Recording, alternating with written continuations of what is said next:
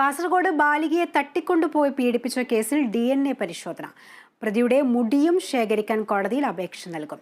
പ്രതി സലീമിനെ കസ്റ്റഡിയിൽ വാങ്ങാനും തീരുമാനം.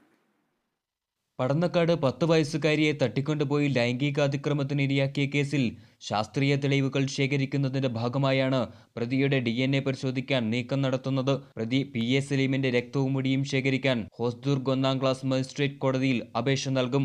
കുട്ടിയെ പീഡിപ്പിച്ചത് പ്രതിയാണെന്ന് ശാസ്ത്രീയമായി തെളിയിക്കാനാണിത്. സാക്ഷികൾ കുറവായ കേസിൽ ശാസ്ത്രീയ തെളിവുകളാണ് നിർണായകമാകുക. റിമാൻഡിലായ പ്രതിക്കായി നാളെ കസ്റ്റഡി അപേക്ഷയും നൽകും. 5 ദിവസം പോലീസ് കസ്റ്റഡിയിൽ വിട്ടുകിട്ടാനാണ് അന്വേഷണ സംഘം ആവശ്യപ്പെടുക.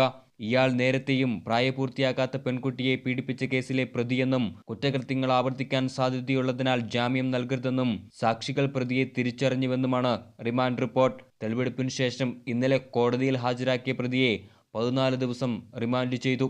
Joseph Augustine, Kerala vision news, Kasaragod. Kozhikode വെളിമണ്ണയിൽ വീടിന് തീപിടിച്ചു. ഏലിയം ബ്രോമല രാജുന്റെ വീടിനാണ് തീപിടിച്ചത്.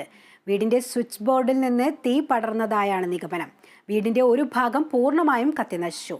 വീട്ടിൽ ആളില്ലാത്തതിനാൽ ആളപായം ഒഴിവായി. മുക്കത്ത് നിന്ന് അഗ്നിശമന സേനയെത്തി തീ അണച്ചു. ഇടുക്കി മാങ്കുളം കുടുംബാരോഗ്യ കേന്ദ്രത്തിൽ സ്ഥിരം ഡോക്ടർ ഇല്ലാത്തത് പ്രതിസന്ധി സൃഷ്ടിക്കുന്നു. നിലവിൽ താൽക്കാലിക ഡോക്ടർമാരുടെ സേവനമാണ് കേന്ദ്രത്തിൽ ലഭ്യമാകുന്നത്. മാങ്കുളത്തെ കുടുംബാരോഗ്യ